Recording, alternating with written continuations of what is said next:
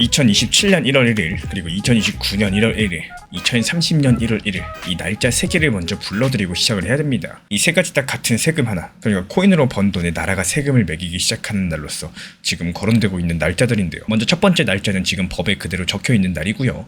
두 번째 날짜는 이달 안에 국회에 내겠다고 예고된 법안 소개 날입니다. 세 번째 날짜는 지난 10일 이미 국회에 제출된 법안 소개 날이고요. 그리고 여기 한 가지가 더 있어요. 이 날짜를 고르는 게 아니라 아예 지워버리자라는, 그러니까 이 세금 자체를 없애자는 종이도 국회에 한 장 들어가 있습니다.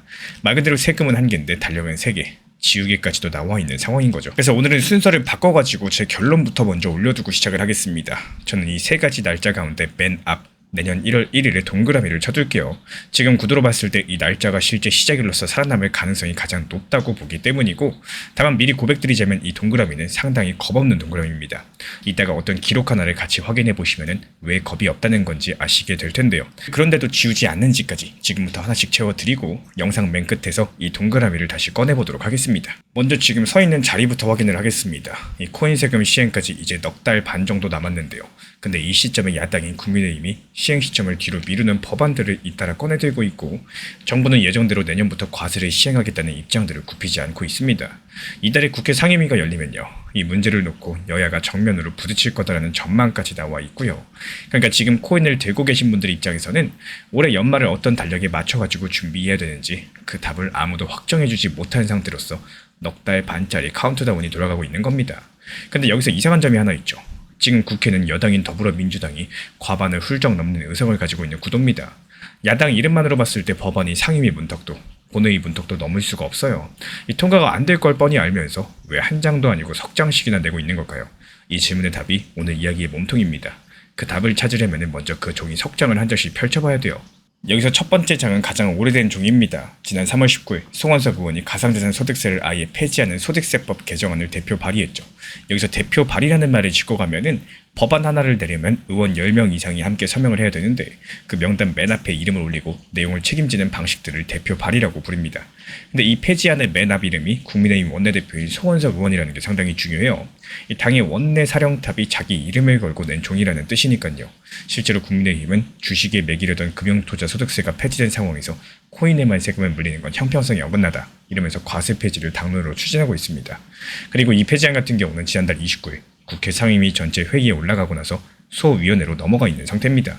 그리고 두 번째 장은 사흘 전 종입니다. 정성근 의원이 지난 10일 과세 시행일을 2027년 1월 1일에서 2030년 1월 1일로 바꾸는 소득세법 일부 개정 법률안을 대표 발의했는데요.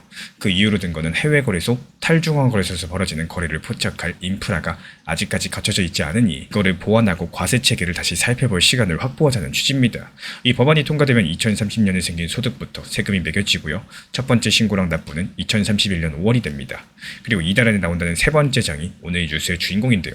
김상원 의원이 과세 시행 시점을 내년 1월 1일에서 이번 달 중에 대표 발의할 계획이고요. 이 법안은 지금 국회 사무처 법제실, 그러니까 의원들이 낼 법안의 문구랑 형식을 미리 다듬어주는 이 부서의 검토 단계에 있다고 이데일리가 전했습니다. 여기서 정확히 해둘 게 있는데, 이 앞에 두 장과는 다르게 이 세 번째 장은 아직까지 접수 전입니다. 계획이 보도된 단계라는 얘기겠죠. 근데도 제가 이 종이를 주인공이라고 부르는 이유가 있어요. 이 세 장 가운데 이 종이만 날짜에 근거가 붙어 있거든요. 이게 무슨 말이냐면요, 2030도 아니고 폐지도 아니고 왜 하필 2029년이냐는 겁니다. 흥정하다가 나온 어중간한 숫자처럼 보이겠지만, 이 지난달 29일 국회 회의실로 돌아가 보면 이 날짜에 출처가 보여요. 그날 상임위 전체 회의에서 김상원 의원이 구윤철 경제부총리에게 직접 따져 물었습니다. 두 가지였어요. 한 개는 계산 구조 문제였는데, 이 코인 소득은 기타 소득으로 분류돼서 손실 2월 공제가 안 된다. 예를 들어서 올해 1,000만 원을 잃고 내년에 500만 원을 벌면은 전체로는 여전히 500만 원 손실인데 내년에 번 500만 원에 세금이 붙는 구조라는 지적이었습니다. 2월 공제라는 거는 올해 본 손실을 그 해로 끝내지 않고 다음에 이득 계산해서 빼주는 제도를 말을 하는데요. 그리고 다른 하나가 오늘의 핵심인데, 나라들끼리 금융계좌 정보를 자동으로 주고받는 시스템이 코인에 적용되는 시점 자체가 호주를 포함해가지고 29개 나라는 2028년부터, 미국은 2029년부터 시작인데, 그 시스템이 제대로 작동하는 시점에 맞춰가지고 과세를 시작하는 방안을 검토해야 된다. 지금처럼 내년부터 강행하는 거는 투자자 입장에서도 냉정하지 못한 판단이라는 비판이었습니다. 이제 다시 법안의 날짜를 보시죠. 2029년 1월 1일 미국까지 그 자동 정보 교환에 들어온다고 본인이 국회에서 언급한 바로 그 해입니다. 그러니까 이 법안이 던지는 질문은 세금을 매기느냐 마느냐가 아닙니다. 소득이 나라 눈에 보이기 시작하는 해가 언제냐? 보이기 전에 걷기 시작할 거냐는 질문에 가깝겠죠. 이 국내 거래소 소득은 보이는데 해외랑 개인 지갑 쪽은 아직까지 안 보이는 상태로 출발을 하면은 성실하게 국내에서 거래한 사람부터 걷게 된다는 이 논리가 그 밑에 깔려 있는 거고, 그리고 그날 부총리의 답도 기록에 남아 있습니다. 지금으로서는 예정대로 내년부터 과세가 되는 것으로 추진하고 있다. 일단 시행을 해보면서 필요한 부분이 있으면 보완하겠다는 답이었었고요. 질문을 던진 의원이 2주 뒤에 법안 준비 소식으로 돌아온 셈이니까요. 이 종이는 그 대화의 다음 장면이다라고 읽어볼 수가 있겠습니다. 그러면 지금 정부 쪽은 어떤 상태일까요? 여기가 오늘 구도의 두 번째 축이 될 겁니다. 정부는 이 논쟁에 문서로도 답을 했는데 그 답이 조금 독특해요. 지난 3일 발표된 정부 세제 개편안에 코인 소득세랑 관련된 내용이 단 한 줄도 들어있지 않았습니다. 현행법상 과세는 내년 1월 1일로 시행으로 정해져 있으니까요. 개편안에서 아무 말도 안 하면 그게 곧 원한대로 하겠다는 뜻이 되기 때문이에요. 이 침묵이 곧 실행인 구조인 거죠. 실무 쪽 발언도 같은 방향입니다. 재정경제부 담당 과장은 금투세 폐지가 코인 과세의 전제 조건이라는 논리는 맞지 않다. 코인 과세는 2020년에 국회를 통과했고 금투세 폐지는 그 뒤의 일이다라고 반박을 했고요. 소득이 있는 곳에 세금이 있다는 원칙에 따라서 더는 미루지 않겠다는 게 당국의 방침이고, 거래소랑 당국 사이의 과세 인프라 구축 작업도 마쳤다는 설명까지 나와 있습니다. 경제협력개발기구 나라들 가운데 코인에 과세하지 않는 나라는 한국이 거의 유일하다는 논거도 당국 쪽에서 나오고 있는데요. 그래서 여기까지 오면 이 싸움의 진짜 모양이 보입니다. 겉으로는 여야 격돌처럼 보이겠지만 사실 이건 이기는 방법이 서로 다른 싸움이에요. 시행일은 이미 법에 못이 박혀 있어가지고 정부가 아무 조치를 하지 않아도 시한이 되면 과세는 자동으로 시작됩니다. 반대로 과세를 막거나 미루려면은 그때마다 국회가 유예나 폐지 개정안들을 통과시켜야 됩니다. 한쪽은 이기려면 과반의 찬성을 모아서 문을 열어야 되고, 다른 쪽은 달력만 넘기면 되는 겁니다. 그리고 지금 그 과반은 시행하겠다는 쪽이 쥐고 있다는 거예요. 그럼 처음 질문으로 돌아가 볼게요. 통과가 안 되는 산수인데 왜 석장식이나 내느냐? 여기에 소위원회, 병합심사라는 것들을 알아두시면 답이 풀립니다. 이 상임위 안에는 세금 법원만 따로 모아가지고 들여다보는 이 작은 회의체, 소위원회가 있는데, 같은 조문을 고치자는 법안이 여러 개 들어와 있으면은 따로따로가 아니라 한 묶음으로 모아서 함께 심사를 합니다. 이게 바로 병합심사고, 다시 말씀드려서 법안을 내는 순간 그 주제는 심사 대상 목록에 이름이 올라가고요. 연말에 예산과 세법이 한꺼번에 처리되는 12월 협상 자리에 정식 안건으로 앉게 됩니다. 반대로 법안이 없으면 그 자리에 앉을 자격 자체가 없고요. 그러니까 8월 달의 발의는 이 통과를 노린 정면 돌파라기보다는 12월 달에 자리맞기에 가깝다는 거. 그리고 폐지 2030년, 2029년 이 최대 요구부터 최소 요구까지 폭을 종이로 미리 깔아둔 모양새인데, 이 폭 읽기는 어디 적혀있는 게 아니라 제 해석이라는 점은 표시를 해두도록 하겠습니다. 확실한 사실 한 가지는요. 이 세금의 시행일이 지금까지 2022년에서 2023년, 25년, 27년으로 세 차례 미뤄졌다는 거, 그리고 그 결정이 매번 연말 국회에서 났다는 점입니다. 여기에 국회 바깥의 압력까지도 이미 기록으로 쌓여있기 때문에 지난 5월달 국회 국민동의청원에 올라온 과세 폐지 청원이요, 공개된 지 8해 만에 5만 명이 넘는 동의를 얻었고요. 상임위로 정식적으로 회부됐었죠. 이 내년 1월 1일이라는 날짜, 그러니까 이 세금 시작일의 생존 기록입니다. 이 시작일은 지금까지 12월 국회를 3번 만났고요. 그리고 3번 다 살아남지 못했습니다. 2020년 말 태어난 이 세금은 6해가 지나도 단 하루도 시행돼 본 적이 없었고, 시작일만 4번째 달력에 옮겨 적혔을 뿐이죠. 그리고 올해 그 4번째 시작일이 다시 12월 달 국회를 통과해야 됩니다. 이제 아까 제 동그라미가 왜 겁이 없는 동그라미라고 했는지 아시겠죠? 전적만 놓고 보면 저는 지금 3번 연속 진 쪽에 동그라미를 치고 있는 겁니다. 근데도 제가 동그라미를 지우지 않는 이유는 두 가지입니다. 첫 번째는 과반의 위치예요. 앞선 3번의 12월달 뜯어보면은 날짜가 뒤로 밀린 해마다 결국 표를 준 다수 쪽이 마지막 순간에 유예편에 서 있었고, 유예라는 거는 법을 새로 통과시켜야 성립하는 일이기 때문에 이 과반이 움직이지 않으면 애초에 일어날 수가 없는 사건이거든요. 근데 지금은 그 과반이 시행 쪽에 서 있습니다. 그것도 말로만이 아니라 개편안에 한 줄도 안 쓰는 방식으로 인프라를 다 깔았다고 발표하는 방식으로 이미 실행 자세를 잡고 서 있다는 거예요. 이번에 날짜가 또 밀리려면 과반을 쥔 쪽이 스스로 마음을 바꿔야 되는데, 지금 눈에 보이는 범위에서는 그 이유가 잘 안 보입니다. 그리고 두 번째는 달력, 그러니까 선거 일정이에요. 이 과거의 다수당의 마음을 움직인 힘은 결국에 투자자들의 표였었죠. 근데 올해 6월달 지방선거가 이미 지나갔고요.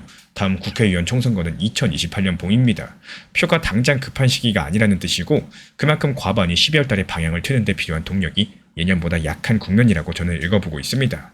그래서 기록상으로 봤을 때는 무모해 보이더라도 구도상으로 봤을 때 이번 동그라미가 버틸만 하다라고 보는 겁니다. 요즘에 시장 자체가 정말 안 좋고 또 답답하다 이렇게 느끼는 분들 많으실 거라고 생각을 해요.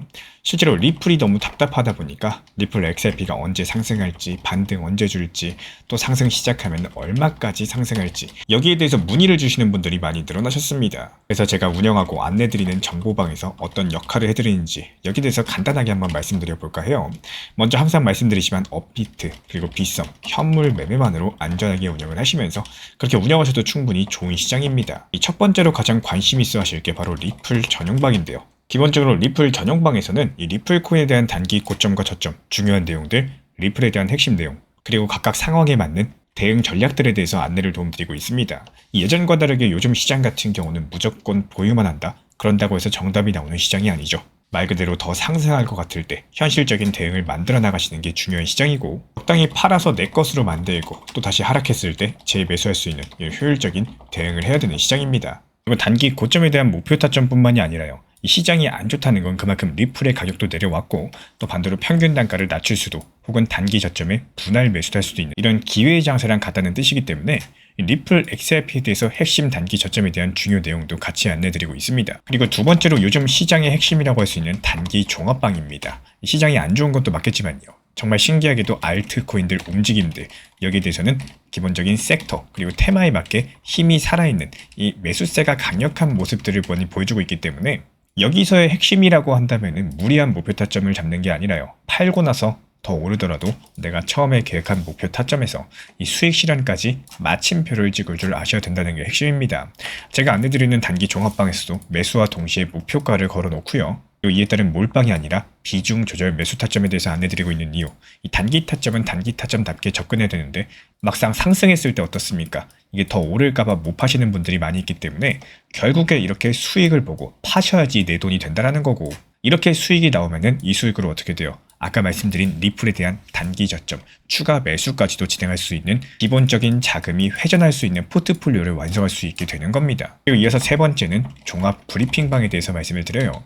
이 시장의 전체적인 흐름들, 그리고 메이저 코인들에 대한 이 중요 타점들, 여기에 대한 안내까지도 같이 설명을 도움드리고 있습니다. 이 결국에 시장의 방향성이라는 것들은요. 비트코인의 움직임을 무시할 수 없기 때문에 일부 낮은 비중으로 꾸준하게 비트코인에 대한 분할 매수에 대해서 안내를 드리면서 핵심 시장에 대해서도 말씀을 드리고 있습니다. 지금 많은 분들께서 관심이 있어 하시는 클래리티 법안의 진행 상황, 지금이 어떤 상황이고 가장 최신 속보는 무엇인지, 지금 갑자기 반등이 나오는 이유는 무엇인지, 최근에 트럼프랑 관련한 공격 취소 소식으로 인해 가지고 반등이 나왔고 그에 따른 대응 전략과 방향들에 대해서 실시간으로 같이 안내드리고 있는 방입니다. 이렇게 종합적인 리플 전용방, 그리고 단기 종합방, 그리고 전체적인 시장 시황 브리핑방까지도 세 가지 방에 대해서 같이 입장을 안내드리고 있고요. 정말 시끄럽게 떠들고 정신없게 안내드리는 이런 방이 아니라 제가 딱 핵심 내용만 설명드리고 안내 도움드리고 올려드리고 있기 때문에 그냥 편하게 보시면서 현물 매매로서만 필요로 하신 분들께서 문의 주시면은 안내 도움드리도록 하겠습니다. 제가 안내해드리고 있는 코인신사 채널 멤버십 전용방에 대해서 짧게 설명드려 보도록 하겠습니다.